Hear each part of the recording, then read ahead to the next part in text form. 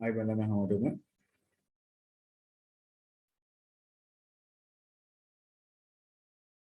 ඉතින් මම වෙන නැති කියලා කට්ටියට එහෙමද?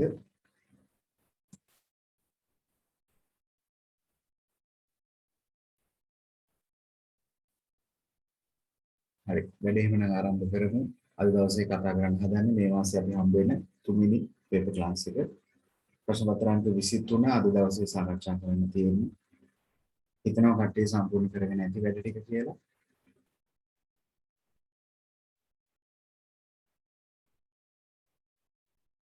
හරි. මම හිතන්නේ ඔයාලා සම්බන්ධ වෙලා අවසන් වගේ. හරි. අපි එහෙනම් වැඩ ආරම්භ කරමු. අද දවසේ ප්‍රශ්න 7ක් තියෙනවා සාකච්ඡා කරන්න. රචනා ප්‍රශ්න 7ක්. බලමු කට්ටියගේ තත්ත්වය කොයි වගේද මේ ප්‍රශ්න 7ේදී කියලා. හරි. ජාමිතිය ප්‍රශ්නකුත් තියෙනවා අද දවසේ කතා කරන්න.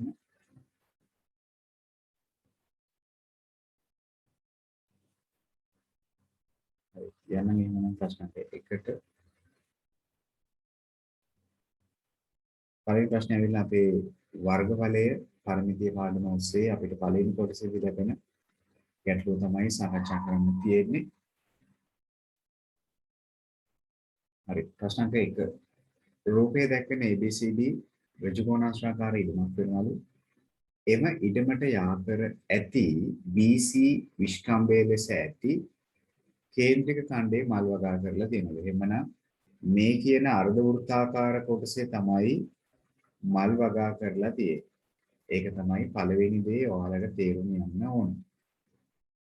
මුලින්ම අහනවා රෝමාංක 1 අපෙන් මොකක්ද මල් වගා කර ඇති කොටසේ ඡාප දිග.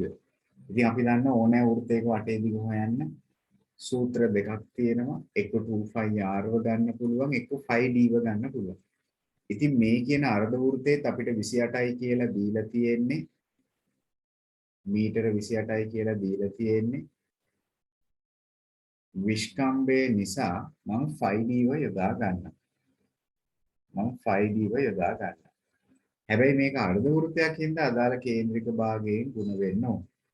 ඒතකොට අදාළ කේන්ද්‍රික භාගය වෙන්නේ දෙකෙන් එකයි. සම්පූර්ණ වෘත්තයෙන් හරි අර්ධයක් හින්දා. එහෙමනේ. එහෙමනම් විස්කම්භය වෙත් 28යි. 5 කියන්නේ 7න් 22යි. අදාළ කේන්ද්‍රික භාගයේ දෙකෙන් එකයි. එහෙනම් 7ට 28 කැපෙනවා 4යි.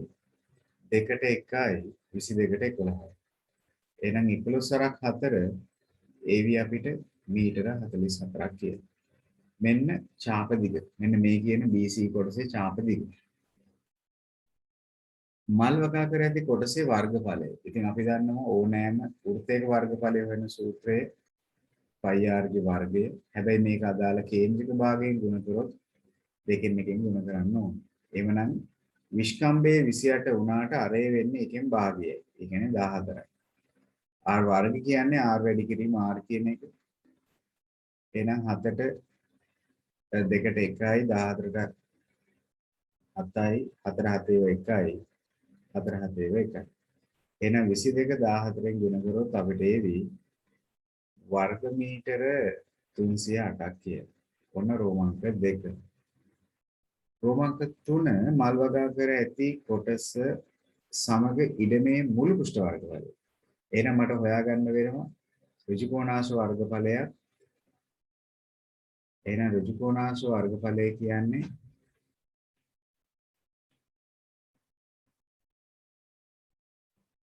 දිග ගුණ කිරීම පළල. ඒ කිව්වේ 50 ගුණ කිරීම 28. එහෙමනම් අපිට ඒවි වර්ග මීටර 1400ක්. එහෙනම් මුළු වර්ගඵලය ඇවිල්ලා ඒ ආපු 1400යි ඊට අමතරව 308යි දෙකේම එකතු. එහෙමනම් වර්ග මීටර 1708ක්. ඉන්පස්සේ ඔන්න කියනවා අපිට මෙහෙම කතාවක්.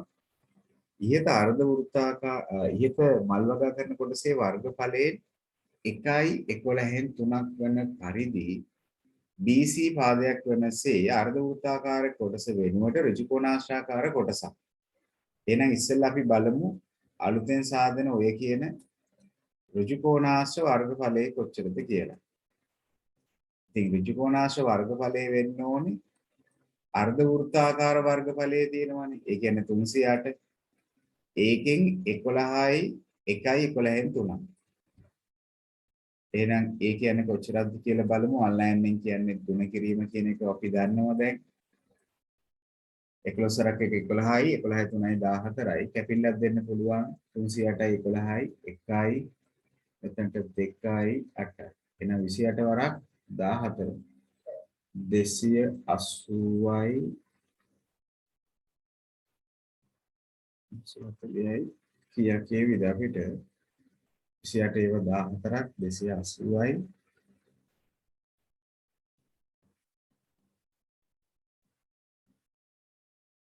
28 ඒවල 14ක් 32යි 3ක් ඉතිරි 11යි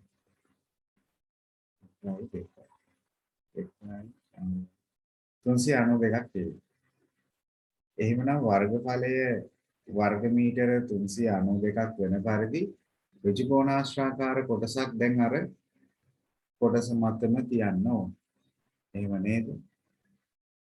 කෙනෙකු කියනවා හරි අයින් කියන්නත් ඒක 392ක් වෙන විදිහට හදන්න ඕනේ.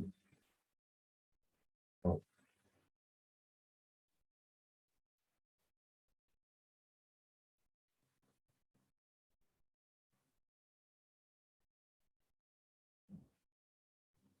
හරි නේද?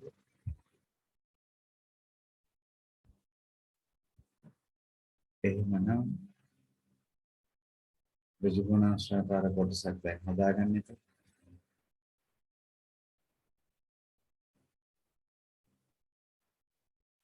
BC මායි වෙන පරිදිනේ අඳින්නත් ඕනේ. ඔන්න බලන්න BC මායි වෙන පරිදි ඍජු කෝණාශ්‍රාකාර කොටස අඳිනවා. එහෙමනම් මේ දිග අපි දන්නවා 28යි කියලා. අපි දන්නේ නැහැ මේ දිග කොච්චරද කියලා. අපි හිතමු x කියලා. එහෙමනම් ඔය කියන පළල හොයන්න නම් ඔය කියන වර්ගඵලයේ සමානයි දිග ගුණ කිරීම පළල. අපි දැන් දන්නවා වර්ගඵලය 392ක් වෙන්න ඕනේ කියලා. එහෙනම් දිග ඇවිත් අපි x විදියටත් පළල ඇවිල්ලා අපි 28 විදියටත් ගත්තොත් එහෙනම් x වන දෙපැත්ත 28න් බෙදමු. මම හිතනවා මේක හරියටම බෙදෙන්නේ නැති කියලා. 28ට ගත්තොත් 39ට 1යි ඉතුරුයි 9යි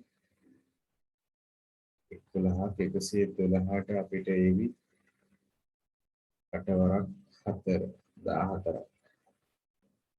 එහෙනම් මීටර 14යි x කියන්නේ. මේ දිග ඇවිත් 14ක් වෙනවා. බලන්නකෝ හරිද කියලා. ඔන්න රෝමාංක 4. ඔන්න කට්ටිය රෝමාංක 4. මොකද හරිද මම?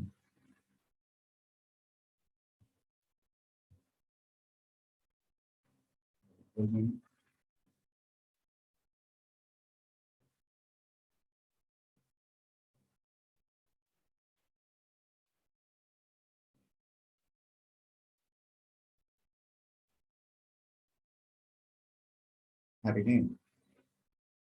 14ක් එන්න ඕනේ. හරි. පළල 14ක් එන්න ඕනේ. ඒ කියන්නේ මම රූප සටහන අඳිනකොට මගේ අතින් වැරද්දක් වෙනවා. මොකද මේක 14ක් වෙන්න නම් ළමයි. හොඳයි දෙල්මිනි කියනවා මට එච්චර දුරට අඳින්න බැහැලු. අරේ 14ක් වෙන හින්දා අනිවාර්යෙන් අපි අඳින රූපේ මෙතන ඉඳලා මෙතනටම තියෙනවා. මොකද 14ක් නේ. කෞෂානුත් ඒක හිතුවලු දන්නේ නැහැ. දේව්ෂාද් ඒක ගැන කල්පනා වුණාලු දන්නේ නැහැ. අපිට අර්ධ වෘත්තෙන් එළියට අඳින්න බෑ. මොකද මේකේ අරේ වෙන්නේ 14 නේ දෝෂාත්.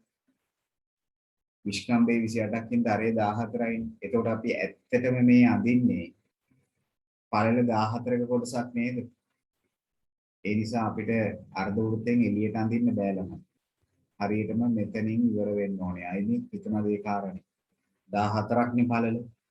එහෙනම් අර රූප සටහනේ මෙන්න මේ ආකාරයේ ඍජු කෝණාශ්‍රයක් පිළිටන්න ඕන. එහෙම නේද? එහෙමනම් ගොඩක් හොඳයි එහෙම නැදලා තියෙනවා. අපි ඒකත් හිතන්නට. අර 14යි. එහෙනම් ඊට වඩා එළියට යන්න බෑනේ. ඔන්න ඔය වගේ කොටසක් වෙන්නත් ඕනේ. ලකුණු ලබා දීම මේ ආකාරයෙන් මේක හරිනම් ලකුණු දෙකක් මෙතනට ලකුණු දෙකක් මේකට ලකුණු තුනක් මෙතනට ලකුණු තුනක් වාසි හිතනද දන්නේ නැහැ අර කතාව ඔයලා තියෙනවා නම් 14යි කියන එක ගැටලුවක් නැහැ ලකුණු තුනම හම්බ වෙනවා උපසටහනේ හැබැයි ලකුණු කරද්දී සැලකිලිමත් වෙන්න ගොඩක් කටියට 10න් 7ක් වගේ තමයි තියෙන්නේ එකක් කොටසක් වැරදිලා තියෙනවා ඔන්න අද දවසේ අපි සාකච්ඡා කරපු පළවෙනි ප්‍රශ්නේ. පළවෙනි කාරණේ. ජීත්නි මම හිතනවා හරියට කියලා. මොකද වාසියෙම නම් දෙවෙනි දිනෙදු හරියද? එතෙකම කවුද බවන්ත හරිද වැඩේ? දෙව්ෂාධාරිනේ රමිත් මම හිතනවා හරියට කියලා වැඩේ.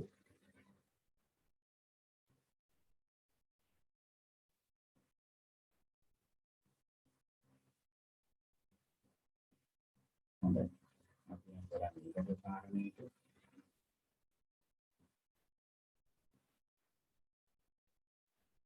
ප්‍රශ්න දෙක ඔන්න භාගාශ්‍රිත ගැටලුවක් ටිකක් විතර හිතන්න තියෙනවා මම හිතනවා අපේ කට්ටිය පටලවගෙන ඉඳ ඇති සමහරක් පිට බලමු තේම හරියට කරලා තියෙනවද කියලා රෝමාංක 1 එක්තරා දීවර බෝට්ටුවකින් නෙල්ලන ලද මත්ස්‍ය අක්ෂයන් ප්‍රමාණයෙන් 10න් 3ක් 10න් 3ක් කරවල සඳහා වෙන් කරන ලදී.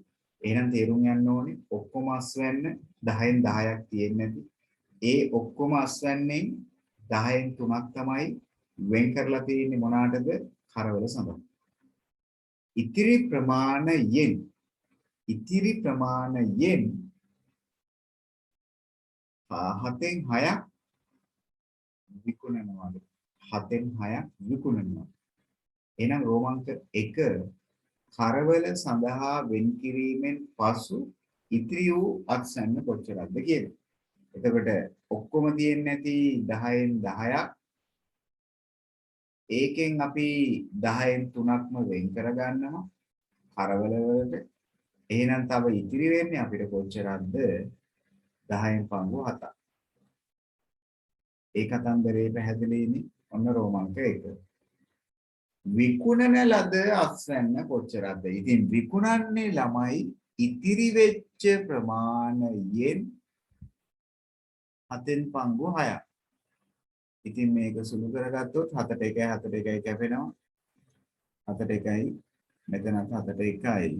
6ට 2 කොටවල් 3යි. 10ට 2 කොටවල් 5යි. එමනම් මෙන්න විකුණන ලද ප්‍රමාණය 5න් පංගු 3යි. අයිනි ඒකත් හරි. ඔව් 5න් 3යි.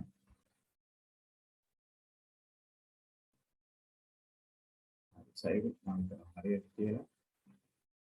රෝමාංක 3 රත්නායක ඉන්නවද අද? මට හිතෙන්නේ අදත් නෑ වගේ රත්නායක. රෝමාංක 3 ඉතිරි වූ මත්ස්‍ය කිලෝග්‍රෑම් 20ක් ප්‍රමාණය පරිභෝජනයේ සඳහා. ඒ කියන්නේ කරවල වලට වෙන් කරපු ටිකයි විකුණපු ටිකයි හැරුණකොට ඉතුරු වෙනවනේ ප්‍රමාණය.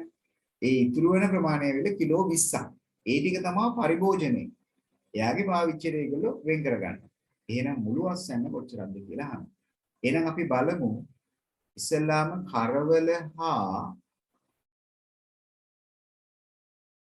විකිනු මුළු කොටස කොච්චරද කියලා. කරවල සඳහා වෙන් කරන්නේ 10න් පංගු 3යි. විකුණන්නේ ඇවිල්ලා 5න් පංගු 3යි. මේ දෙන්නව එකතු කරොත් හරය සමාන කරගන්න මේක දෙකෙන් ඉහළට දෙකෙන්.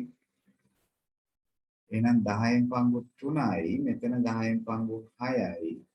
ළමයි එහෙමනම් කරවල වලට යවපු ටිකයි විකුණපු ටිකයි ඔක්කොම එකතු කරාම 10න් පංගු 9යි. එම නිසා ඉතිරි වෙන කොටස කොච්චරද? ඔක්කොම 10න් 10ක් තියෙන්නේ නැතිනේ. දැනට 10න් 9ක්ම කරවල වලටයි විකුණන්නයි වෙන් කරලානේ. එහෙනම් තව ඉතුරු වෙන්නේ 10න් එකක්. ඉතින් ඒ ඉතුරු වෙන ටික තමයි අපිට කියන්නේ මොකක් කරනවයි කියලාද පරිභෝජනය. එම නිසා සම්බන්ධයකට යන්න පුළුවන්. ඇත්තටම පරිභෝජනය කරන්නේ 10න් එකක්. ඒ ප්‍රමාණය තමයි කිලෝ 20ක් කියන්නේ. එහෙනම් මුළු අස්වැන්න කියන්නේ 10න් 10ක්. කිලෝ 20 කොටවල් 10ක්. එහෙමනම් කිලෝග්‍රෑම් 200ක් මුළු අස්වැන්න තිබිලා. ඒකෙන් 20ක් තමයි පරිභෝජනයේට අරගෙන තියෙන්නේ. රෝමාංක 4 අපිට කියනවා කරවල කිලෝ එකක් රුපියල් 400කට විකුණනවා. ඉස්සෙල්ලා බලන්න ඕනේ කරවල ප්‍රමාණය. කරවල ස්කන්ධය කොච්චරද කියලා. ඉතින් මුළු ප්‍රමාණයෙන් කොච්චරද කරවලට වෙන් කරන්නේ? 10න් පංගු 3ක්. 0.03 කැපෙනවා කිලෝග්‍රෑම් 60යි. එහෙමනම් කරවල ආදායම 1 කිලෝ එකක් කරවල රුපියල් 400යි. එහෙනම් 400 ඒවා 60ක්. රුපියල් 24000ක් වෙනවා කරවල වලින්. ඒ විදිහටම අපි බැලුවොත් විකුණු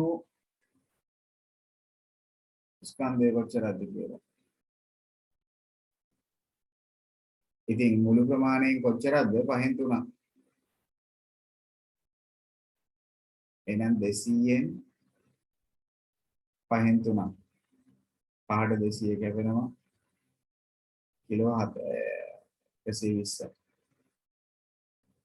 එහෙනම් එතනින් එන ආදායම කිලෝ එකක් 200කට විකුණන්නේ 200 ගානේ 120ක් කිලෝ. ඒත් වෙනවා රුපියල් කොච්චරද? 24000. ඊට පස්සේ එහෙමනම් මුළු ආදායම කියන්නේ කරවල ආදායම 24000යි, මාළු ටික විකුණලා එනවා රුපියල් 24000යි. ඒ කියන්නේ රුපියල් 48000ක් එනවා. රුපියල් 48000ක්. සතුරු ගායකයි ගොඩක් කට්ටිය මේ පිළිතුරට යන්න පුළුවන් කමක් තිබිලා තියෙනවා. හොඳයි අයිනි සඳමිනි හොඳයි. පිළිතු හරි නේද? සනුප හොඳයි. අන්න කාරණේ කෞෂාන් සතුරු ගායකයි අර්ශිනි හොඳයි. මලතුමිනි ඒ කතාව හරි. ඒකේ ලකුණු පාටිය මේ විදිහට පළවෙනි කෑල්ල හරින ලකුණු 2යි. ඊළඟ කොටසට යනවා නම් ලකුණු 2යි. මුළු ස්කන්ධයේ කිලෝග්‍රෑම් 200 දක්වා යනවට ලකුණු 3යි. මුළු ආදායම හොයනවට තව ලකුණු 3යි. ඔන්න එතන ලකුණු 10යි තත්ත්වය බලන්න කොහොමද උනේ කියලා. සාර්ථකද කියලා. හොඳයි සමගිනි සුපුරුදාකාරයි සයුරු හොඳයි. දේවශාන් හරි. අමිත් මොකක්ද අවුල? හරි ගියාද? තේම හොඳයි. ආශි හොඳයි මෙතුක හොඳයි විහෙන්ද මොකටද ඒ? හොඳයි රමිත් සතුටුදායකයි මොනවා?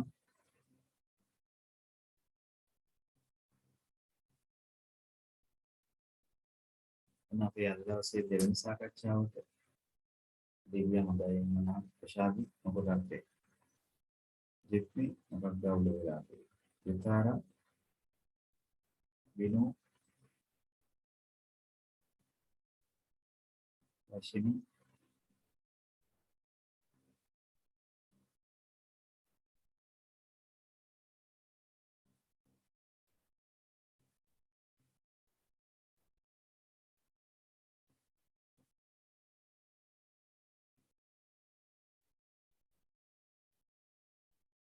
ගුණාර මොකටද හරි. අවුලක් කරගෙනද මට හිතෙනවා ගොඩක් කටේ ලකුණු 4 තමයි යටි සනහලක් වෙන්නේ. හරි ලස්සන. පුරුණ හොඳයි. ඊළඟ කාරණයට යන්න. ඔව් දෙවෙනි මට හිතුණා ඒක. ඊළඟට එහෙමනම් ප්‍රශ්න නම්බර් 3 නැවත වතාවක් කරන භාග ගැටලුව. පෙරේර මහතා තම මාසික ආදායම වියදම් කරපු ආකාරය ඔන්න දීලා තියෙනවා. මාසික ආදායම වියදම් කරපු ආකාරය. මුලින්ම එයා මොකද කරලා තියෙන්නේ? තම මාසික ආදායමෙන් පහෙන් එකක් ආහාරවලට. එහෙනම් ඔක්කොම පහෙන් පහක් තිබිලා තියෙනවා. ඉතිරි මුදල මුළු වැටුපෙන් ගන්න ඔක්කොම පහෙන් පහක් තිබිලා තියෙනවා. ඒකෙන් ආහාර වලට එයා පහෙන් එකක් වියදම් කරනවා. එහෙනම් තව ඉතිරි වෙන්නේ එයාට කොච්චරක්ද? එයාට තව ඉතිරි වෙන්නේ එහෙමනම් පහෙන් පංගු 4. ඔන්න රෝමාංක 1ට උත්තරේ. ඒක නම් වරදින්න බෑ. ඉතිරි කොටසින් 3න් එකක් දරුවන්ගේ අධ්‍යාපනය සඳහා දරුවන් දෙදෙනෙක් ඉන්නවා. දරුවන් දෙදෙනාගේ අධ්‍යාපනය. එහෙනම් ඉතිරි වෙන කොටස 5න් 4යි. ඒ 5න් 4න් 3න් එකක්ම වියදම් කරන්නේ දරුවන්ගේ අධ්‍යාපනය සඳහා. හැබැයි දරුවන් දෙදෙනෙක් ඉන්නවා. අහන්නේ මොකක්ද? එක් දරුවෙක්. එහෙනම් මේ ඉන්නේ දරුවන් දෙදෙනාටමනේ. මේනේ දරුවන් දෙදෙනාටම වියදම් කරන කොටස. එහෙනම් එක් දරුවෙක්ට බලන්න ඒන උත්තරේ මොකද කරන්න ඕනේ? දෙකට බෙදන්න ඕනේ. අන්න හරි. එහෙනම් මේක වරහන් තුල සුළු කරගත්තොත් කැපෙන්නේ කරන්නේ මොකුත් නැහැ. එහෙනම් 15න් 4යි. බෙදීමක් දැක ගමන් ඒක ගුණ කිරීමක් කරනවා උඩයට මාරු කරනවා. දැන් කපන්න පුළුවන් 2ට 4. එහෙමනම් 2යි. එහෙනම් දෙවරක් එක 2යි 15 එක 15. මෙන්න දරුවෙක්ට වියදම් කරන කොටස. දරුවෙක්ට වියදම් කරන කොටස. එක් දරුවෙක්ට ලැබෙන මුදල රුපියල් 6000ක්. එව නිසා සම්බන්ධයකට යන්න පුළුවන් 15න් පංගු 2ක වටිනාකම තමයි ඔය කියන රුපියල් 3000. නෑ sorry රුපියල් 6000. ඔය කියන රුපියල් 6000. එහෙනම් පුළුවන් ටක් ගාලා 15න් පංගු 1ක වටිනාකම බලන්න. ඉතින් 6000 දෙකට බෙදුවොත් අපිට කීයක් එයිද? රුපියල් 3000ක් කියලා. මේන්නේ එක කෑල්ලක්. ඉතින් මුළු වැටුප කියන්නේ ඔක්කොමනේ 15න් 15ක්නේ. එහෙනම් එක කෑල්ලක් 3000 නම් කෑලි 15ක් බලන්න ඕනේ. ඒ අනුව දුල්මිනි කියනවලු අපිට එන්නේ රුපියල් 45000යි කියලා. ඔව් නේද? ඔව් වාංශික කියන්නේ ඒක, ස්වාංශික කියන්නේ ඒක. රුපියල් 45000. අයම හරි. ඔන්න ඇවිල්ලා ඔහුගේ මුළු වැටුප පෙර මහත්තයාගේ මුළු වැටුප. එතනින් පස්සේ අපිට කියනවා තවද මෙම මාසය තුල රුපියල් 15000ක මුදලක් ඔහු වියදම් කරනවලු තීන්ත ගන්න. එහෙනම් අවසානයේ අත ඉතිරි වෙන මුදල. එහෙනම් අපි ඉස්සෙල්ලා බලන්න ඕනේ ඔහුගේ වියදම් ටික. ආහාර වියදම කොච්චරද? මුළු වැටුපෙන් 5න් එකක්.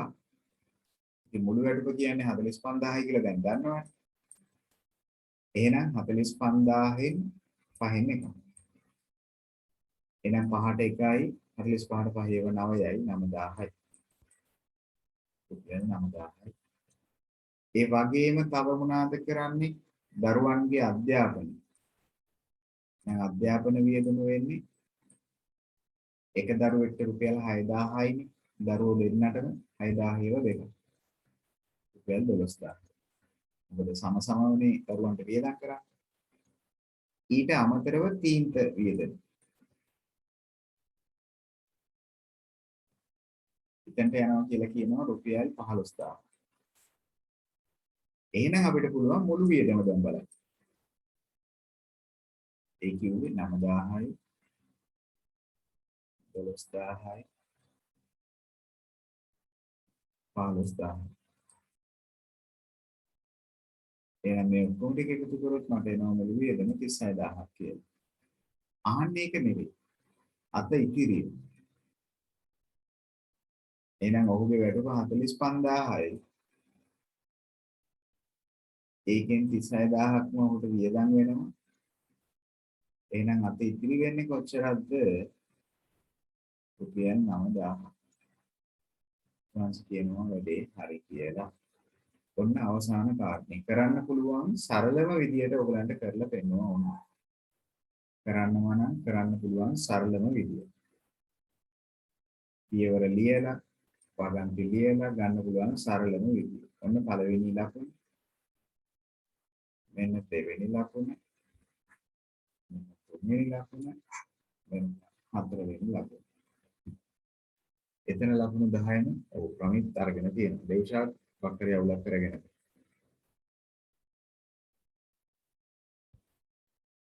හොඳයි. මේක දේශාත් හොඳයි.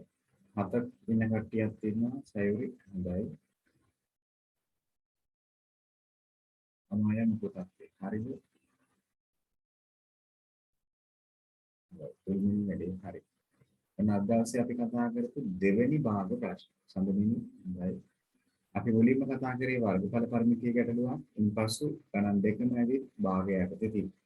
දැන් අපේ කට්ටිය මේ වෙනකොට භාග සම්බන්ධ අත්දැකීම් ගොඩක් අරගෙන දීලා තියෙන්නේ. සාකච්ඡා ගොඩක් භාග සම්බන්ධයෙන් කතා කරලා තියෙන්නේ. වර්ගඵල පරිමිතිය සම්බන්ධයෙන් තියෙන්නේ. ඒ නිසා මේ වෙද්දී ඔය කියන රචනා ප්‍රශ්න දෙක පොඩ්ඩක් විතර පුරුදු වෙන්න ඕනේ කට්ටියට දැන් මේ වෙනකොට. හොඳයි. එහෙමනම් යම් විදිහට ප්‍රශ්න මුත්‍යයිද හොඳයි දෙවෙනි. මේත් මොකක්ද අවුල? තරුෂි මොකක්ද? සුබානි නින්ද ගිහිල්ලා ගන්නෑ සුබානිට. සිඩ්නි මොකක්ද? අවිෂ්ක හරිද? සනුල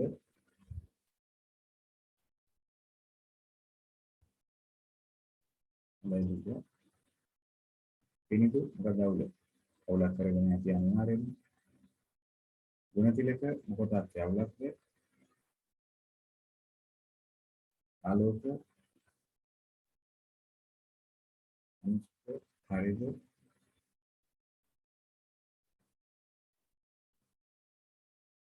හොඳයි සුබානි හැටලා ඉන්නවද?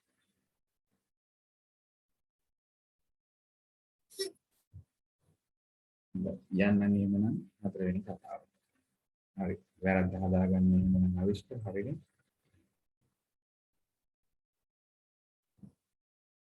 දවසේ ඊළඟ කතාවට යන්න ප්‍රශ්න 4.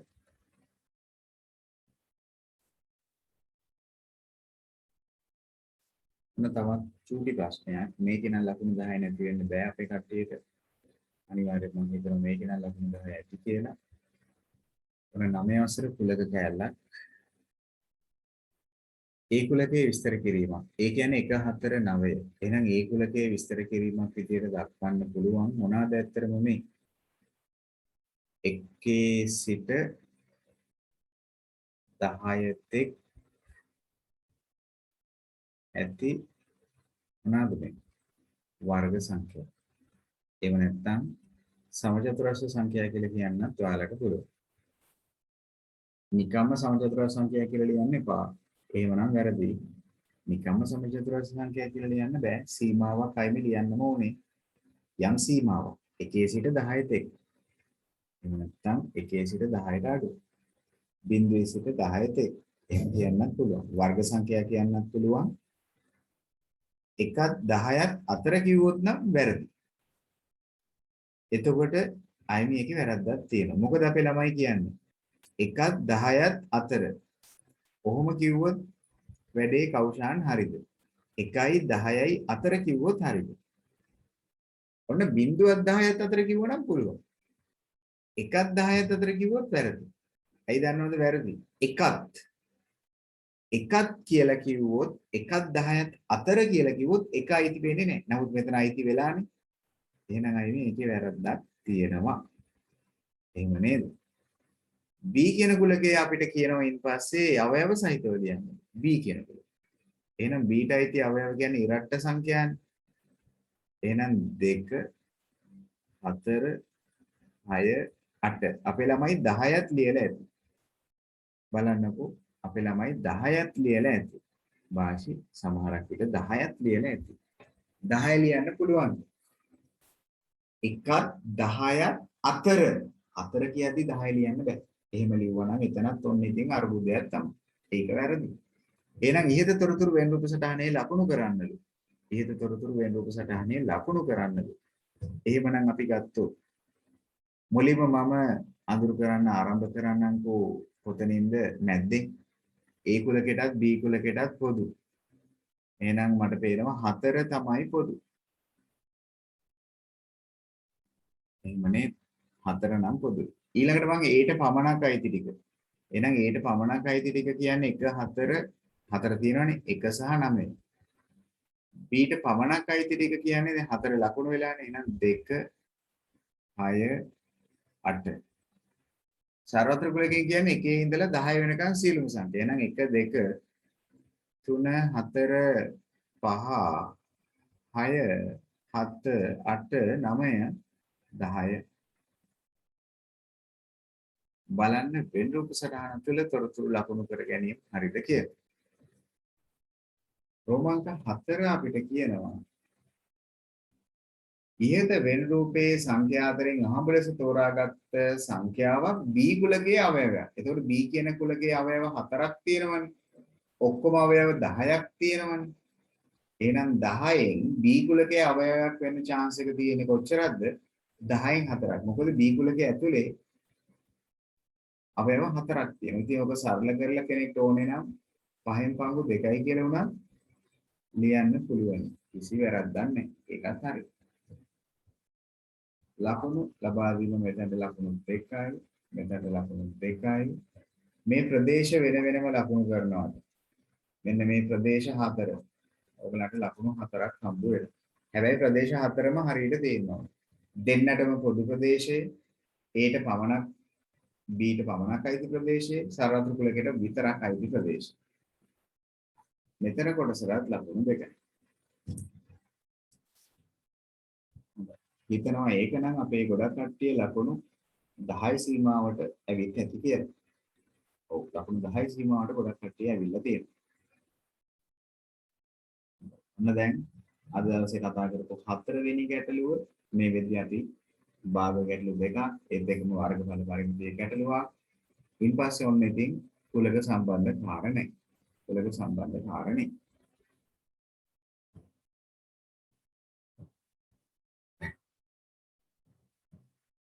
මෙතුක හොඳයි.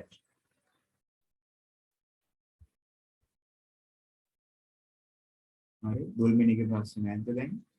මොකද මේ සම්බන්ධයෙන්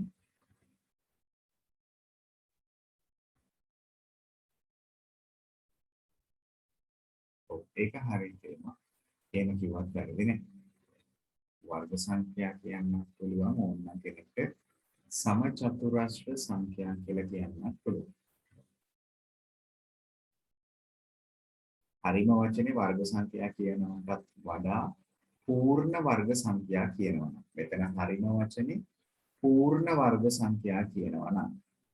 ඒ දන්නවද පූර්ණ වර්ග සංඛ්‍යා කියන්න ඕනේ කියන්නේ? පූර්ණ සංඛ්‍යා වලට අයිති වර්ග සංඛ්‍යා විතරයි. දැන් දශම සංඛ්‍යා වලටත් වර්ගයක් හදන්න පුළුවන් 1.1 වර්ග. ඒක 1.1 වර්ග සංඛ්‍යාව. ඔතන හැබැයි තියෙන්නේ ඇත්තටම හැබැයි පූර්ණ සංඛ්‍යාත්මක වර්ග. පූර්ණ සංඛ්‍යා 1 4 9 මේ ඔක්කොම පූර්ණ වර්ග සංඛ්‍යා. එහෙම ලියනවා නම් හරියටම හරි. කමක් නැහැ දැනට වර්ග සංඛ්‍යා කියලා ලියුවා. ඔව් එහෙම නැත්නම් අපේ දුල්මිණි කියනකොට හතරස් සංඛ්‍යා කියලා ලියන්නත් පුළුවන් කියලා. ඇත්ත. එහෙම ලියන්නත් පුළුවන්. පූර්ණ වර්ග සංඛ්‍යා. පූර්ණ සංඛ්‍යා කියලා ලිව්වොත් නම් වැරදි.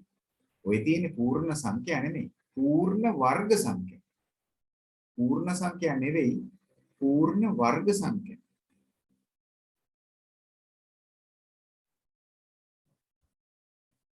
ඔව්. දින එකත් හරි. සමචතුරස්‍ර සංඛ්‍යා කියන්න පුළුවන් එක්ක හතරස් සංඛ්‍යා කියන්න පුළුවන්. හරියන්නේ. මොන කුලක පාඩම යටතේ ගියවරුද්දෙන් කිව්ව කෑලි. හරිද? ඉතින් යමු නේද?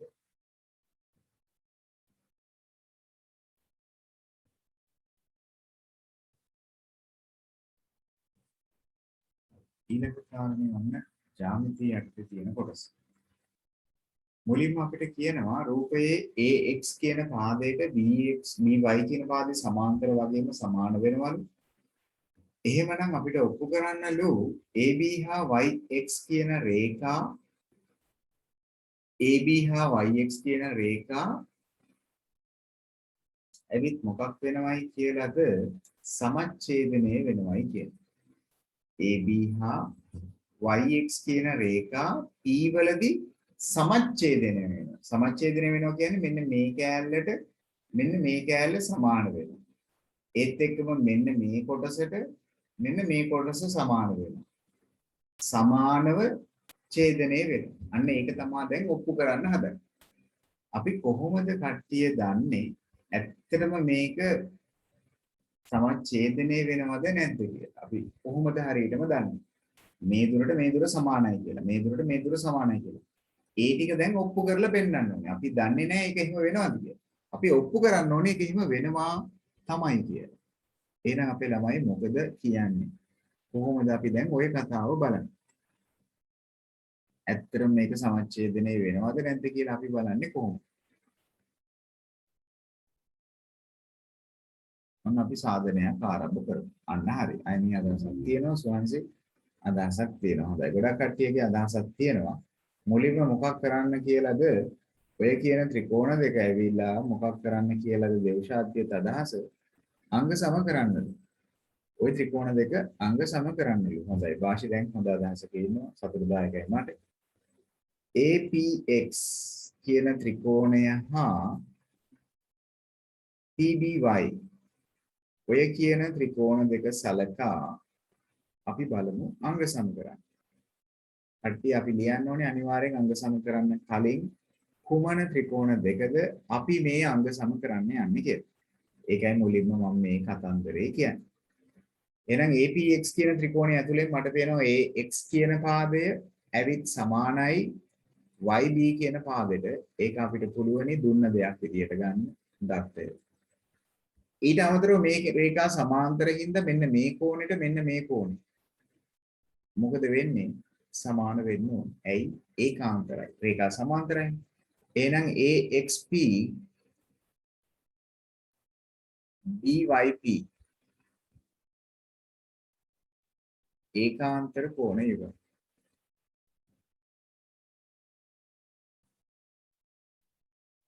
ඒකාන්තර කෝණ යුග.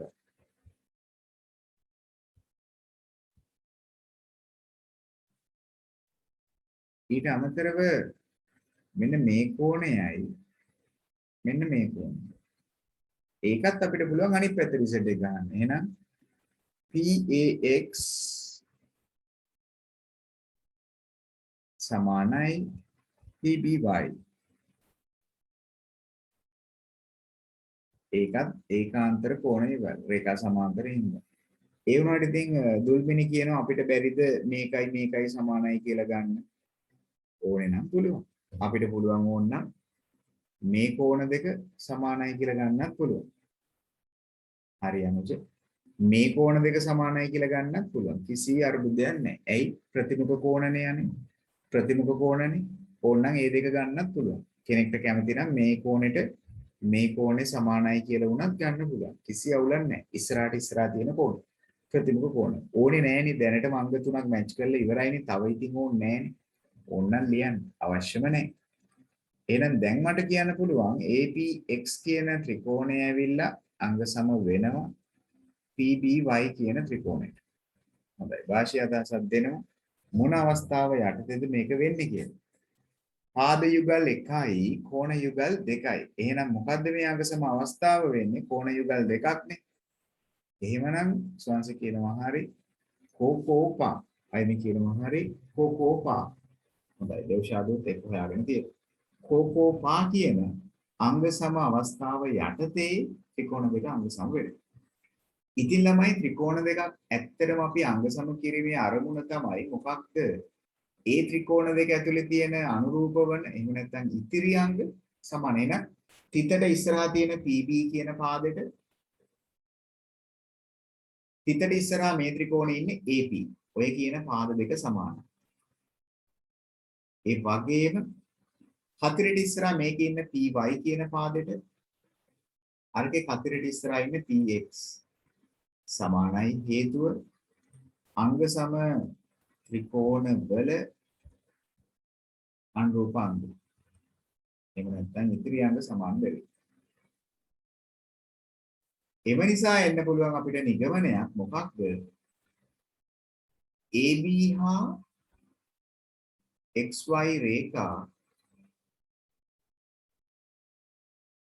කැපිටල් P හිදී සමච්ඡේදනය වේ.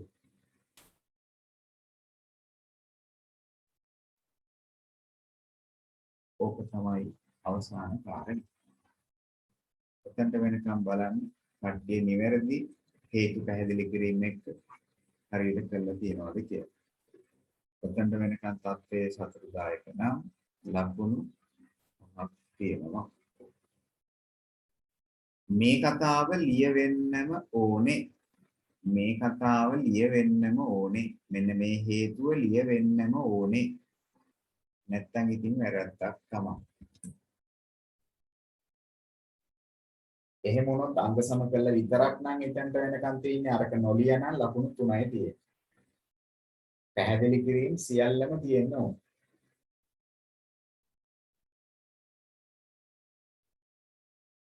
බලන්න අඩුපාඩු ඇති ගොඩක් පිට කට්ටියගේ ඒක හරි ගස්ස ගන්නකෝ.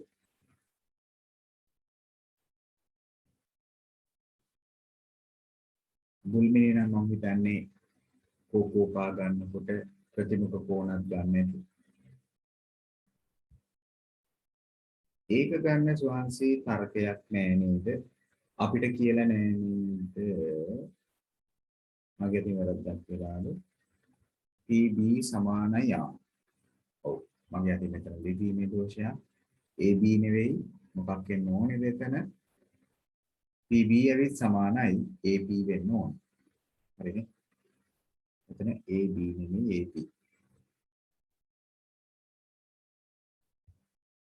හරි මම හිතන්නේ.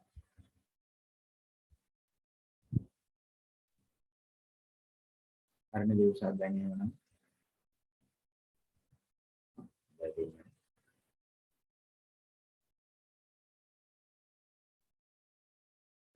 බලන්නකෝ පළවෙනි කතන්දරේ හරිද ඒ කොටස කියලා එනවා නම් අඩුපාඩු ඇති සමහරක් පිට.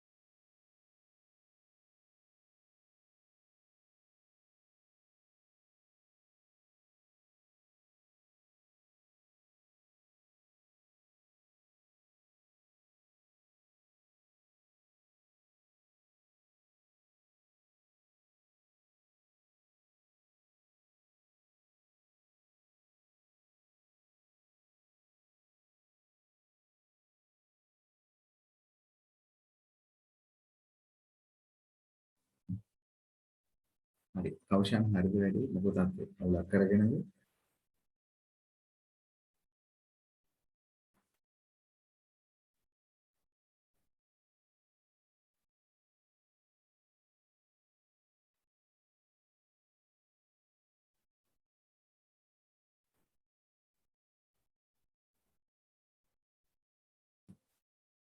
ස්වාංශේ ඒකේ අරමුණක් නැහැ.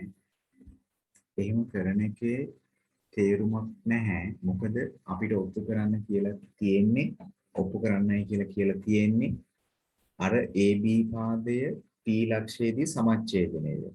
ඒ කියන්නේ අර AP කොටසයි PB කොටසයි සමානයි කියලා. ඒකයි ඔප්පු කරන්න ඕනේ. එහෙම නැතුව මේ දෙක එකතුවෙන් අරය හැදෙනවා කියලා කියන්න ඕනේ. ඒ කිසිවක් අවශ්‍ය වෙන්නේ. අර කියන පාදයේ සමාන කොටස් දෙකකට කැඩුණා. ඒක තමයි කියන්නේ. AB පාදයේ සමාන කොටස් දෙකකට කැඩුණා. XY පාදයේ සමාන කොටස් දෙකකට කැඩුණා. ඒක කැඩුනේ කොතනදීද? P වලදී. ඒකනේ අපේ ප්‍රශ්නේ. AB හා XY රේඛා P වලදී සමච්ඡේදනය වෙනවා. AB හා XY රේඛා P වලදී තමයි සමාන කොටස් දෙකකට වෙන්නේ. ඔව් කවුෂාන් මේකේ අවුලන්නේ. එහෙම කියන්න පුළුවන්. ඒක කිසිම අර්බුදයක් නැහැ. එහෙම කිව්වට වැරද්දක් නැහැ. විහඟ මොකෝ තත්ත්වේ අංග සාමයට ගිහිල්ලාද හරි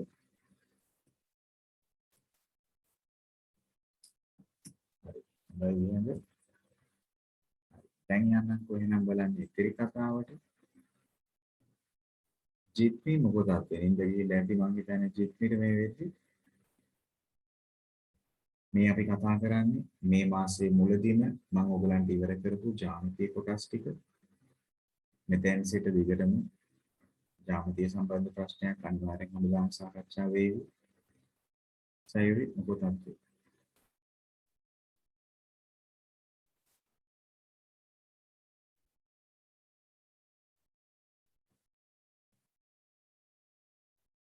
ශස්මිත සනුදි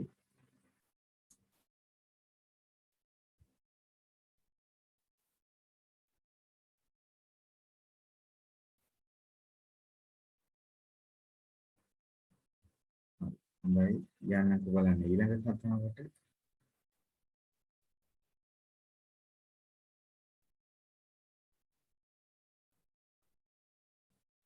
ඊළඟට ඔන්න තවත් ත්‍රිකෝණයේ ගුලක් අපිට අංග සම කරන්න කියලා ඇවිත් තියෙනවා ඔන්න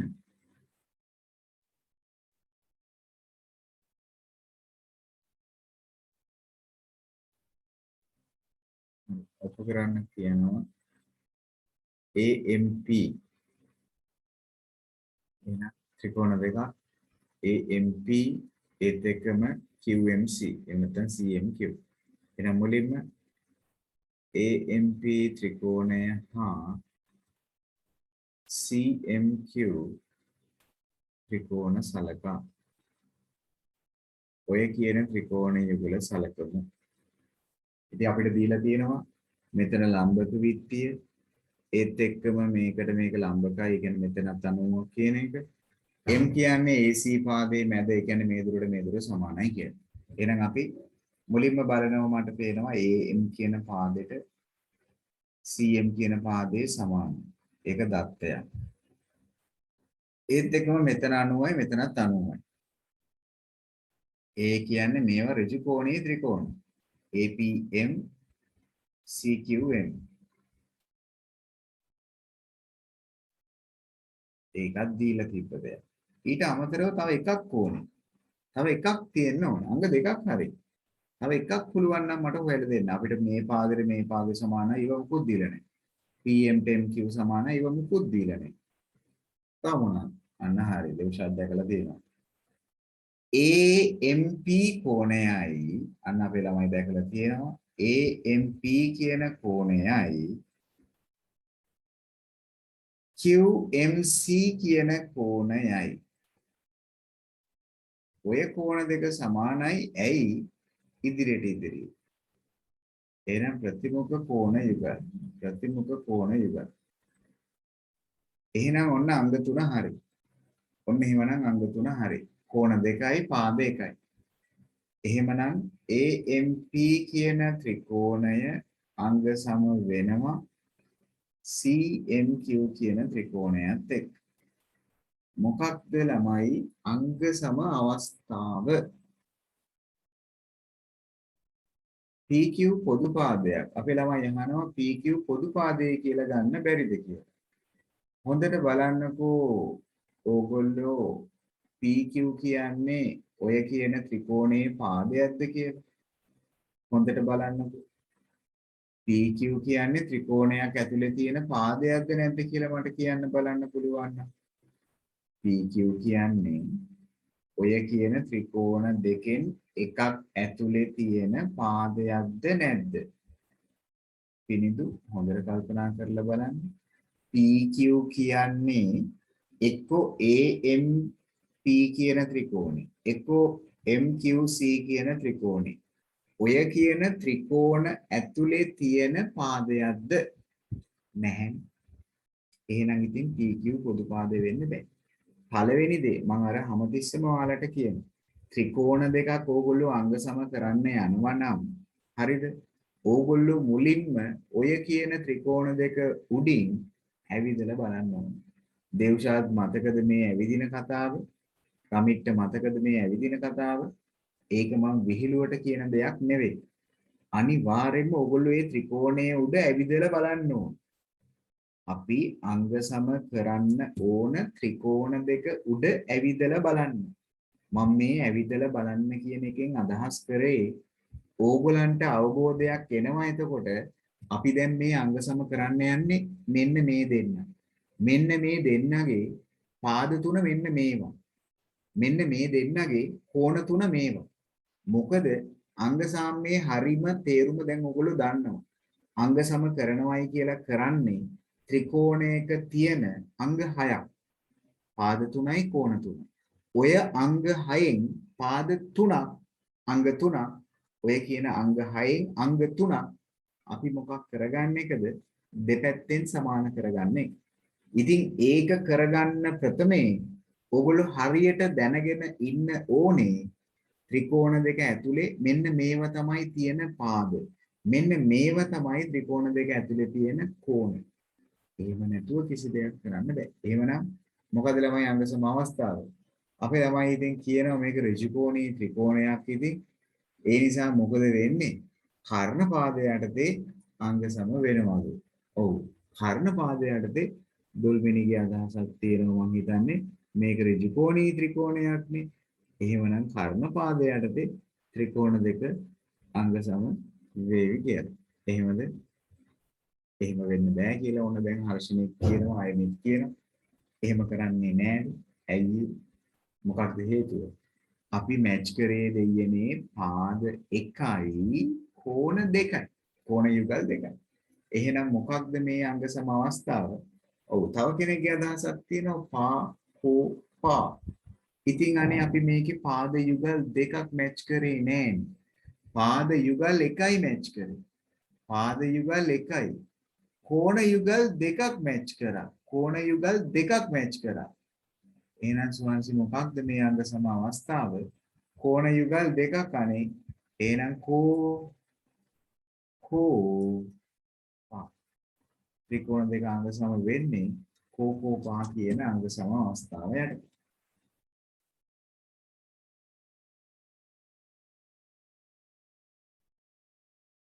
මේක කරාට පස්සේ දේවශාත් කියන්න පුළුවන්. ඔව් අංග සම කරන්න කලින් කියන්නත් පුළුවන්. පුළුවන්. ඒක ඔප්පු කරලා ඉන්න ඕනේ. රූප සරහනේ දීලා නැහැ. අපිට ගන්න පුළුවන් ඔප්පු කරලා.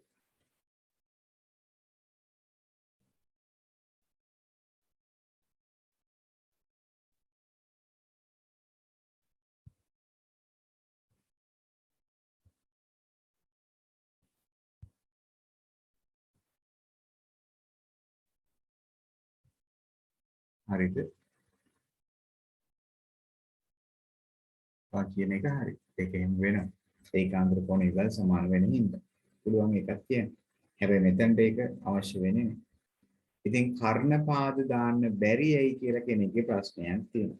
ඉතින් මේ වචනේ පිනිඳු තේරුම බලන්න. මොකද්ද කර්ණපා කියන අංග සම වචනේ තේරුම? කර්ණපා කර්ණේ මැච් වෙන්න ඕනේ. පාදයක් මැච් වෙන්න ඕනේ. ඉතින් මේ ත්‍රිකෝණ දෙක ඇතුලේ කර්ණය සමාන වුණා. හැබැයි තව පාදයක් සමාන වුණා. බලන්න එහෙම වෙලාද කියලා පිනිඳු. කර්ණ පාද කර්ණයක් මැච් වෙන්නත් ඕනේ, පාදේ මැච් වෙන්නත් ඕනේ. මේකේ අපිට හර්ෂණී කියලා නැහැ අංග සම වීම හේතුවෙන් ගැළපෙන ඉතිරි අංග ලියන්න කියලා. එහෙම කියලා නැති හින්දා වෙන මොකුත් අවශ්‍ය නැහැ. ඔතනින් වැඩේ අවසන්. ඔන්න පොඩි ජ්‍යාමිතිය ගැටලුවක් කට්ටියට දුන්නේ කරන්න කියලා.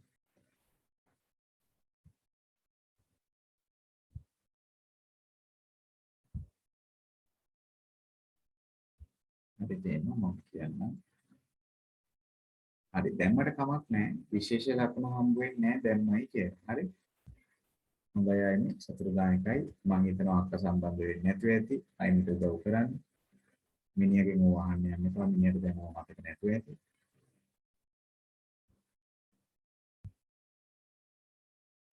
හොඳයි තුන්වෙනි ඒ කතාවත් හරි.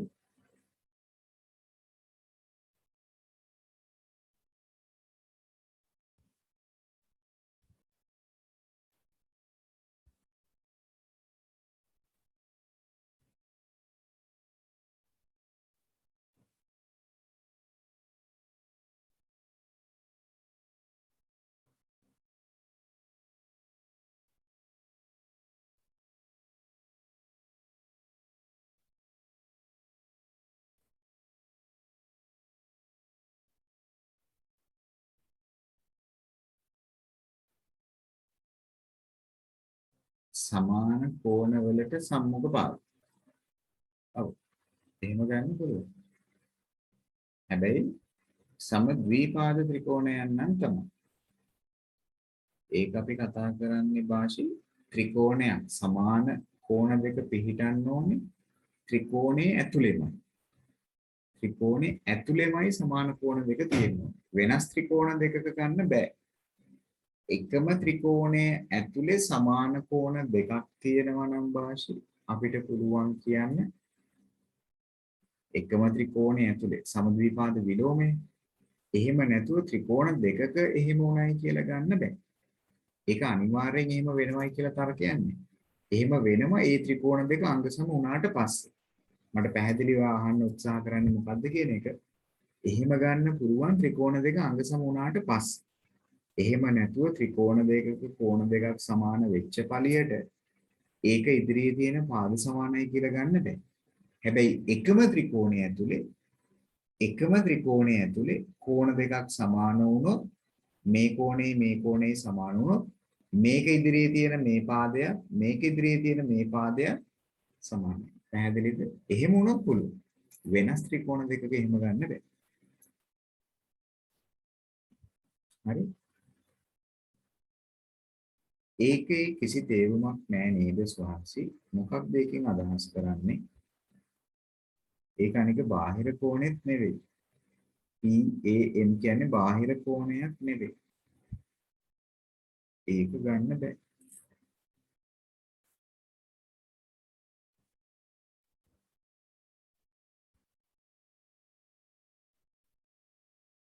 හරි. ඒත් අපිට මේ ගානට වැදගත් වෙන්නේ කෙසේද? AMQ කියන්නේ ත්‍රිකෝණයේ කෝණයක් නෙවෙයි. MPC කියන්නේ ත්‍රිකෝණයේ කෝණයක් නෙවෙයි. දැන් මේ ත්‍රිකෝණ දෙක ඇතුලේ තියෙන අංග වෙන්නේ. පාද ත්‍රිකෝණ ඇතුලේ තියෙන අංග වෙන්නේ. කෝණ ත්‍රිකෝණ දෙක ඇතුලේ තියෙනවා. හරිද? එහෙම නැතුව ගලපන්න බෑ. ඔව් හර්ෂණි එහෙම ගන්නත් පුළුවන්. අමතිස්සෙම මතක තියාගන්න ත්‍රිකෝණ දෙකක් අංග සම කරනකොට ඒ ත්‍රිකෝණ දෙක උඩින් ඇවිදලා බලන්න. ඒක ඇතුලේ තියෙන පාද මොනවාද? ඒක ඇතුලේ තියෙන කෝණ මොනවාද කියලා. හරි? හොඳයි. අපි යමු බලන්න ඊළඟ කතාවට. මම හිතනවා අඩුපාඩු කතා කරන්න නැති කියලා. ඉතින් බාහිර කෝණ වලින් ඔය සම්බන්ධතා දෙක හරි. නමුත් අංග සම කිරීමට ඒකේ ප්‍රයෝජනයක් නැහැ. හරිද විශ්වාසි? ඒ කිව්ව කතා දෙක හරි. නමුත් අංග සම කරද්දී අපි බාහිර කෝණ අරන් අංග සම කරන්න පාවිච්චි කරන්නේ නැහැ. අපි ගන්න ඔක්කොම අභ්‍යන්තර.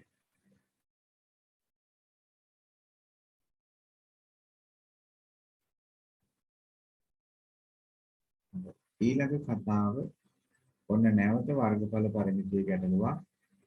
වර්ගඵල පරිමිතිය ගැටලුවක්. මෙන්න මේකේ තිබ්බ පොඩි දෝෂයක් මම කට්ටියට එව්වේ. දුල්මිනිත් හොයාගෙන තිබ්බේ නෑ ඒ දෝෂේ. මෙන්න මෙතන 28ක් කියලා තිබ්බා. අන්න ඒ දෝෂේ හරි ගස්ස ගන්න කිව්වා. දුල්මිනි මම හිතන්නේ දැකලා නැද්ද කොහෙද? වාසිත් මම හිතන්නේ මේ වෙද්දි දැකලා නැද්ද කොහෙද මේක තිබ්බයි කියලා. මෙතන එන්න ඕනේ කීයක්ද? 22ක්. සමහර කට්ටිය පටලව ගන්නවනේ හැබැයි. මෙතන 22යි කියලා මෙතන 28යි කියලා තියෙනවා. ඒ නිසා සමහර කට්ටිය පටලවගෙන තිබ්බා. හොඳයි. එතන 22යි. හොඳයි. මුලින්ම රෝමාංක 1 පොකුණේ වර්ගඵලය සොයන්නලු. ඉතින් ළමයි පොකුණ ඇවිල්ලා කේන්ද්‍රික ඛණ්ඩයක්නේ. එහෙනම් අපි දන්නවා ඕනෑම වෘත්තයක වර්ගඵලය හොයන සූත්‍රයේ 5r වර්ග. හැබැයි මේක ඇවිල්ලා වෘත්තයෙන් 4න් එකක්. එහෙනම් 5 කියන්නේ 7න් 22යි. අරය ඇවිල්ලා 14යි. එහෙනම් r ගේ වර්ගය කියන්නේ 14 වරක් 14. එහෙනම් මේක කපලා කොටලා සුළු කරොත් මෙතනට 7යි, මෙතනට 2යි. 7ට 1යි 7ට 1යි කැපෙනවා. 2ට 1යි 22ට 11. එහෙනම් 154ක් ඒ. මෙන්න පළවෙනි එකට උත්තරේ. ඔව් ගොඩක් කට්ටිය ඒ උත්තරේ තමයි. සයිර කියන්නේ ඒක. ඊට පස්සේ අපිට කියනවා පොකුණ හැර ඉතිරි කොටස. දැන් පොකුණේ වර්ගඵලයනේ අපි මේ හොයාගත්තේ 77යි කියලා. පොකුණේ වර්ගඵලයනේ අපි මේ හොයාගත්තේ කොච්චරයි කියලාද? 77ක් එනවයි කියලා. පොකුණේ වර්ගඵලය ඇවිත් 77යි. පොකුණේ වර්ගඵලය ඇවිල්ලා 77යි. වර්ග මීටර 77යි. පොකුණේ වර්ගඵලය. හරි. එහෙනම් පොකුණේ වර්ගඵලය ඇවිල්ලා වර්ග මීටර 77 නම් ඒගොල්ලෝ අපිට කියනවා පොකුණ හැර ඉතිරි කොටස තියෙනවනේ. ඒකේ වර්ගඵලය ඇවිල්ලා පොකුණේ වර්ගඵලයෙන් 3 ගුණයක්. ඒ කියන්නේ 77 මෙන් 3 ගුණයක්. මේ ටික. ඒ කියන්නේ සම්පූර්ණ එකම ගත්තොත් එහෙනම් ABCF මුළු වර්ගඵලය කියන්නේ 77 වගේ 4 ගුණයක්. sorry 77 නෙමෙයි 154ක් නේ. මේක ඇවිල්ලා 154ක් නේ. මේ ටික ඇවිල්ලා 154යි. මේ ටික ඇවිල්ලා 154 වගේ 3 ගුණයක්. එහෙනම් 154 වගේ 4 ගුණයක් තමයි මුළු ABCF. එහෙමනම් ඒ කියන්නේ කොච්චරක්ද 616. මුළු වර්ගඵලය. සම්පූර්ණ ඍජු කෝණාශ්‍රයේම වර්ගඵලය. ඉතින් අපි දන්නවා ඍජු කෝණාශ්‍රයේ පළල ඇවිල්ලා 22යි. එහෙනම් අපිට දැන් පුළුවන් ABCF දිග හොයන්න. ඒ කොහොමද? වර්ගඵලය අරගෙන බෙදමු පළලෙන්. වර්ගඵලය අරගෙන බෙදමු පළලෙන්. මොකද දිගයි පළලයි වැඩි කරාම නම් වර්ගඵලය එන්නේ. දිග ලැබෙන්න පුළුවන් වර්ගඵලය පළලෙන් බෙදුවොත්. ඒ කියන්නේ 616යි වර්ගඵලය පළල වෙන්නේ 22යි. එහෙමනම් අපිට AB 28ක් කියලා. ඒකක මීටර. ඊට පස්සේ පොකුණ හැර උද්‍යානයේ ඉතිරි කොටසේ පරිමිතිය. එහෙනම් අපි දන්නවා මේකේ අරේ 14යි. මේක 22 නම් මේ ටික වෙන්නේ 8ක් කියලා. මේ දැන් අපි හොයාගත්තනේ දිග 28යි කියලා. මේ ටික 14 නම් මේ ටිකත් 14යි. ඡාප දිග හොයාගන්න වෙන ඉස්සෙල්ලාම අරේ දීලා තියෙන හින්දා 2πr අදාළ කේන්ද්‍රික භාගයේ 4න් එකක් හින්දා 4න් එකෙන් ගුණ කරනවා. π කියන්නේ 7න් 22යි r වෙන්නේ 14යි. එතන 2යි එතන 2යි එතන 2යි. ඡාප දිග 22යි. එහෙනම් පරිමිතිය හෙව්වොත් 22යි 14යි 8යි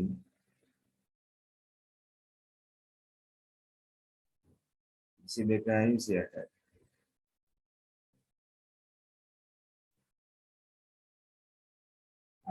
හතරක් එනවා කියලා සයිවි කියනවා. ඔව් ප්‍රමාණක 3ට 94ක් එනවා කියලා කියනවා. ප්‍රමිත් මොකෝතත්ත්වය අර්බුදයක්ද 94ක් තමයි එන්න ඕන පරිමිතිය. ඡාප දිග හොයන්න කියලා වරද්ද ගත්තත් දන්නේ නැහැ කට්ටිය. එහෙම නෑනේ. හොඳයි. රෝමාංක 4 අපිට කියනවා පොකුණේ වර්ගඵලයෙන් හරි අඩක්. එවනම් BC මායිමක් වෙන පරිදි පාති උද්‍යානය තුළ ඉති කළ යුතු නම් මල් පාතියේ පළල සොයන්න. ඉතින් අපි දිග දන්නවනේ BC මායිමක්. එහෙනම් මෙන්න මේ වගේ ඍජු කෝණාශ්‍රාකාර කොටසක් හදන්නයි හදන්නේ.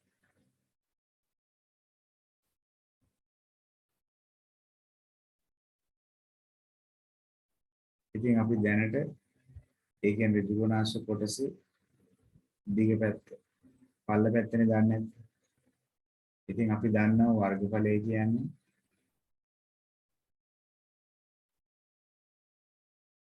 දිග ගුණ කිරීම පළල. ඉතින් වර්ගඵලය කියන්නේ මේකේ වර්ගඵලයෙන් භාගයක්. ඒ කියන්නේ 77ක්. දිග පැත්ත 22යි පල්ල පැත්ත දන්නේ නැහැ. අපි හිතමු x කියලා. එහෙනම් x හොයන දෙපැත්ත 22කින් බෙදමු. 11 සරච්චක්‍රයෙන් 7යි 11 සරච්චක්‍රයෙන් 2යි. ඒ කියන්නේ 3.5. මෙන්න අපි සාධන ත්‍රිකෝණාශ්‍රාකාර කොටසේ පළල 3.5.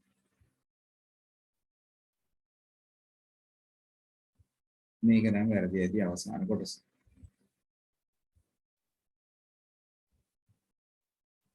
නෑ රමිත් ඒකේ ගැටලුවක් නැහැ. මොකද මේක ජ්‍යාමිතිය ගැටලුවක් නොවන හින්දා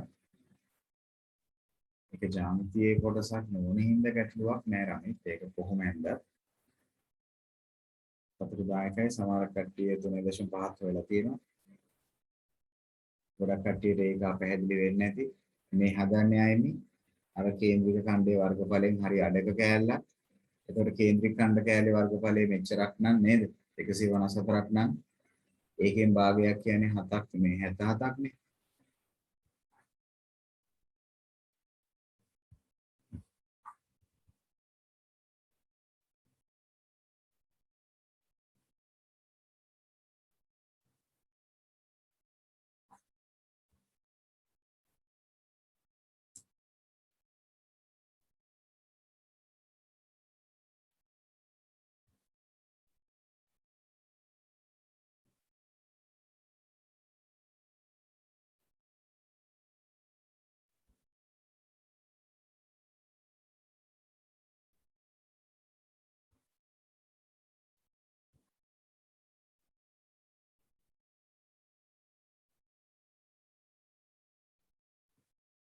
ඔව් එතකොට BC වෙනස් වෙනවා. එතකොට වෙනස් වෙනවා දිගයි පළලයි මාරු වෙනවා. පළල කියන්නේ කෙටි දිගනේ. දිග කියන්නේ සාමාන්‍යයෙන් වටිනාකමින් වැඩි පැත්තට. ඔව්. දුර්බල වෙන ගාන වෙනස් වෙනවා.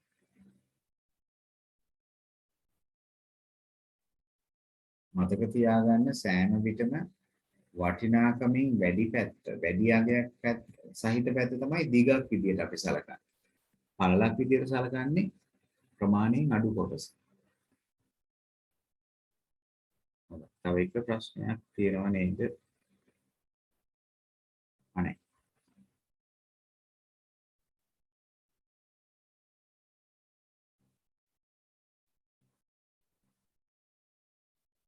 AB දිග වැඩි නැද්ද BC ට වඩා? දුල්මිනි හොඳට බලන්න. AB දිගින් වැඩි නේද BC ට වඩා? හොඳට බලන්න, හොඳට බලන්න. මට නම් පේන්නේ වැඩි කියලා.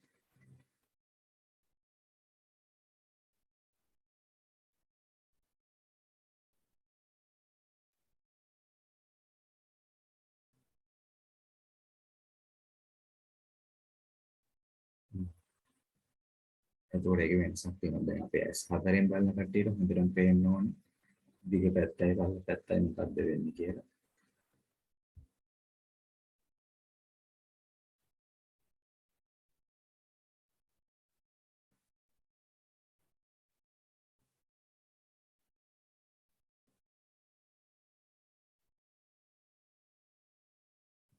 රූප සටහන ලකුණු කරලා තිබ්බනම් එක ලකුණක් තියෙනවා. රූප සටහනේ තොරතුරු ලකුණු කරලා වෙන් කරගත්තා නම් එක ලකුණක් තියෙනවා.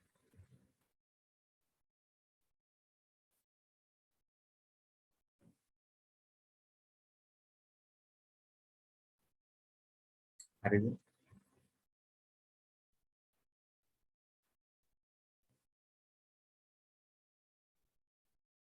බලන්නකෝ සනෝප වටේම දිග එනවනේ මේ දිග 8යි සනෝප මේ දිග සනූප හොයලා නෑනේ චාප දිග.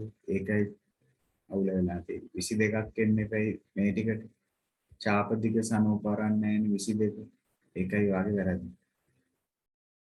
ඔව් 60න් ලකුණු කොච්චරක්ද කියන එක ගොඩක් කට්ටිය දැන් දාලා ඇති. ඔව් 60ම තියෙන කවුරුත් නෑ වගේ 56ක් මම දැක්කා. 57ක් මම දැක්කා.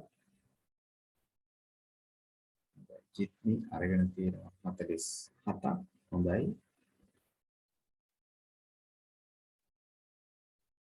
හරි තව එක ප්‍රශ්නයක් අපි පොඩ්ඩක් බලමු. තව මිනිත්තු 15ක් තියෙන හින්දා පොඩ්ඩක් කට්ටිය මම මිනිත්තු 4ක් 5ක් දෙන්න. මෙන්න මේ ගැටලුව පොඩ්ඩක් බලන්න. හොඳයි. මෙන්න මේ ගැටලුව පොඩ්ඩක් බලන්න. බලමු කවුරු හරි කෙනෙක් සම්පූර්ණයෙන් හදයිද කියලා. ඔන්න දැන් වෙලාව තියෙනවා. මිනිත්තු 5ක්. තාම 10 මාත් නැහැ. මිනිත්තු 5ක් දෙන්නම් බලන්න හදයිද කියලා බලමු. තවත් භාග ගැටලුවක්. ප්‍රශ්න ලියා ගන්න ඕනේ නැහැ. පොළ කැලක් අරගෙන කරන්න. පොළයක් හරි එක පේපර් එකේම හරි කරන්න.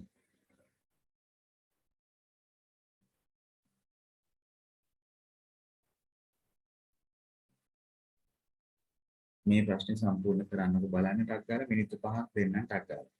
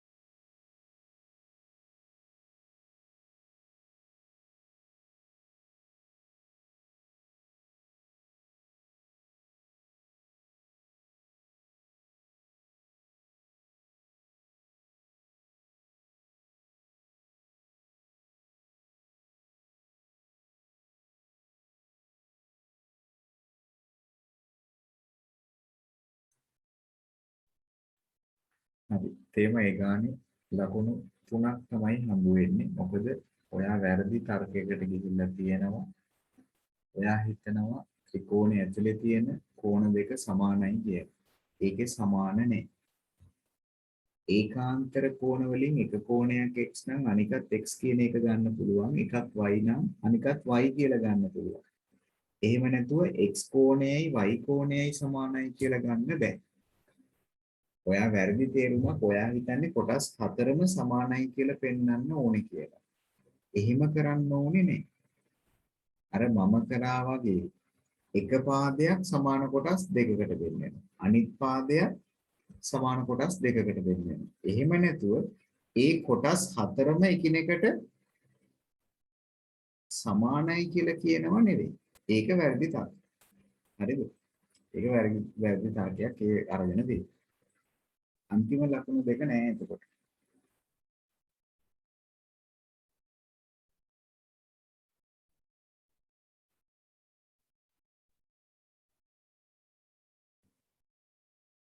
හොඳයි. මේ වෙද්දි දෙන්නේ අවසන් කරලා තියෙනවා. රඹුක් කැල්ල මොකටද?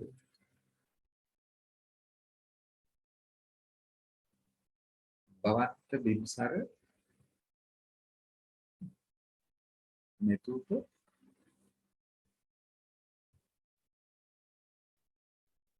මෙන්න මේ ගාන තමයි අපි කතා කරන්නේ. හදන්නේ දිව්‍ය දැන් හර්ෂණී මම දැන් ඉවර කළා. ඉතින් මේ වෙද්දි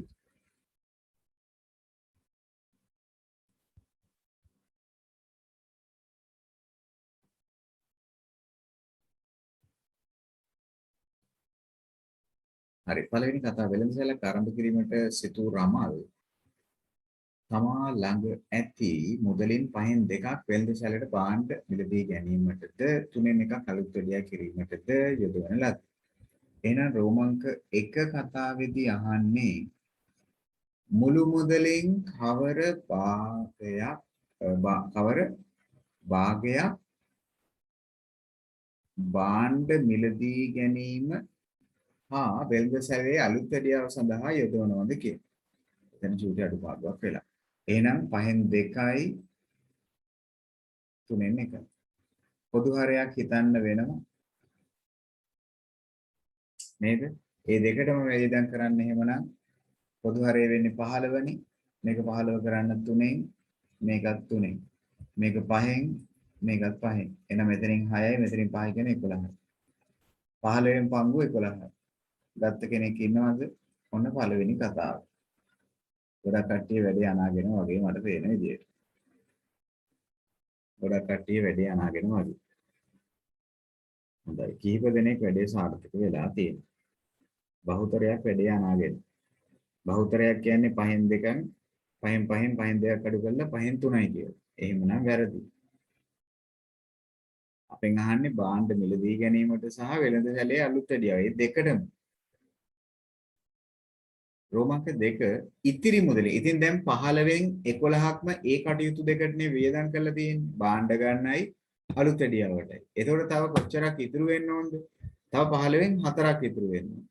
එහෙනම් ඉතුරු වන ප්‍රමාණයෙන් 4න් එකක්ලු බැංකුවේ තැන්පත් කරන්න. එහෙනම් ඉතිරි වෙන්නේ 15න් 4යිනේ. ඒ ඉතිරි වෙන ප්‍රමාණයෙන් 4න් එකක්. 4ට 1යි 4ට 1යි කැපිලා යනවා. එහෙනම් ඇත්තටම 15න් එකක් තමයි එයා බැංකුවට ගිහිල්ලා දාන්නේ. එයා බැංකුවට ගිහිල්ලා දාන්නේ 15න් එකක්. ඉතින් රෝමාංක 3 අපිට කියනවා ඉතිරි ඉන්පසු ඉතිරි මුදල. එහෙනම් දැන් ඉතිරිය බලන්න. එහෙනම් දැනට මුළු වියදම බලුවා. දැනට මුළු වියදම් කොටස් කියන්නේ කොච්චරක්ද? 15න් 11ක් මුලින් ගියා අර දෙක ගන්න. බැංකුවට 15න් එකක් දැම්මා.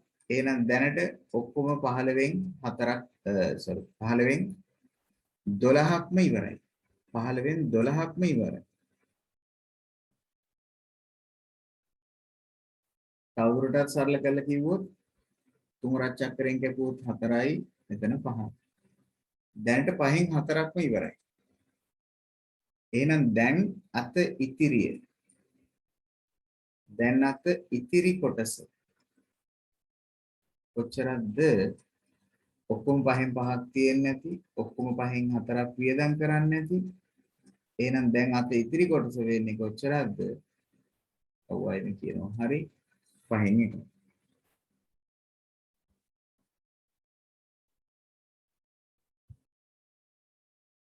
හරි. එදිනෙදා කටයුතු සඳහා තබා ගන්න අත ඉතිරි වෙච්ච කොටස. ඉන්පසු ඉතිරි. ඉතින් රෝමාංක 4 කියනවා එදිනෙදා කටයුතු සඳහා රුපියල් 81000ක් නම් යොදවලා තියෙන්නේ නේද? එහෙමනම් ඒ කිව්වේ 5න් එකක්නේ. 5න් එකක් තමයි රුපියල් 81000 කියන්නේ. එහෙනම් එම නිසා මුළු මුදල කියන්නේ ඔහු ළඟ තිබ්බ 81000 5ක්. එහෙනම් 81000 5ක් කියන්නේ රුපියල් 4,50,000. හැබැයි ප්‍රශ්නේ තමයි මුළු මුදල නෙවෙයි අලුත් වැඩියාවට. එම නිසා අලුත් වැඩියාවට වියදම. ඉතින් ඔහු ළඟ තිබ්බ මුළු මුදලෙන් 4,50,000න් 3න් එකක්. ඒ කියන්නේ රුපියල් 1,35,000. රුපියල් 1,35,000. පුළුවන් දේවශාත් එහෙම කලපන්නත් පුළුවන්.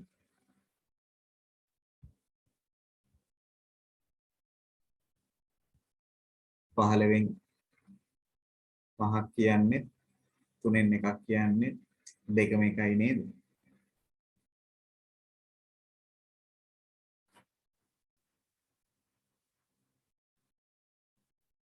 ඒ අනුව රුපියල් 1,35,000ක් කියලා එනවා.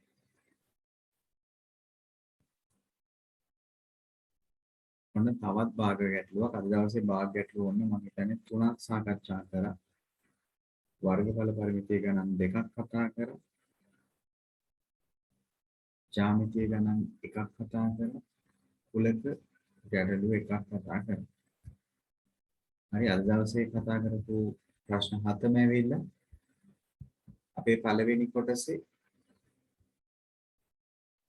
ඔව් මතක තියාගන්න අනිත් කාරණේ භාග පාඩමේ භාග ගැටලු වලදී හැකියතාක් සරල කරලා පිළිතුර තියන්නත් පුරුදු වෙන්න. වැරදි නැහැ.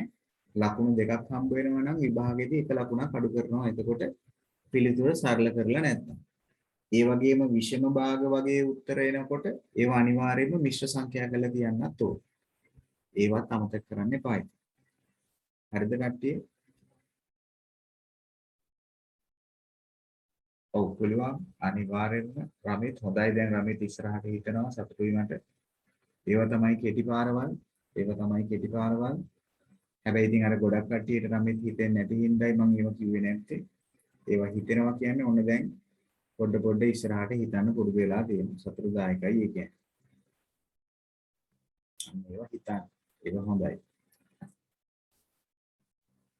හරි ඔන්න එහෙනම් අපේ මේ මාසේ 3 වෙනි සතියේ වැඩ ටික අවසන් වෙනවා පේපර් ක්ලාස් එකේ 3 වෙනි පේපර් එක. ඊළඟ සතියේ අපි 4 වෙනි පේපර් එක කතා කරමු. හොඳයි දෝෂාත් සතුටුදායකයි ගොඩක් හොඳයි. සමහර කට්ටිය සම්පූර්ණ ප්‍රශ්න 7ම හරි ගිහිල්ලා තියෙනවා මේ වෙනකොට. සමහර කට්ටියට ලකුණු ප්‍රශ්න 6කට ලකුණු 60න් දුන්න පේපරේ 57ක් 56ක් 58ක් තිබ්බා. හොඳයි සතුටුදායකයි. සමහරක් පොඩි මිස්ටේක් වෙලා තියෙනවා. හොඳයි. ඊළඟ පේපර් එකේදී ජ්‍යාමිතිය ප්‍රශ්න දෙකක් මට මතක විදිහට තිබ්බද කොහෙද? හොඳයි හර්ෂණි විනුක හොඳයි එහෙමනම් ජිත්නි හොඳයි ඇහැරලා ඉඳලා තියෙනවා කියන්නේ සතුටුදායකයි. හරි එහෙනම් අදට වැඩේ මෙතනින් නතර කරන්නම්. එහෙනම් සුබ රාත්‍රියක් ඔක්කොමලට. හම්බෙමු ඊළඟ සතියේ එහෙනම්. ආයිබෝවන් ඔක්කොමලට දුක් සන්නයි පස්මෙන් ඉන්න එහෙමනම්.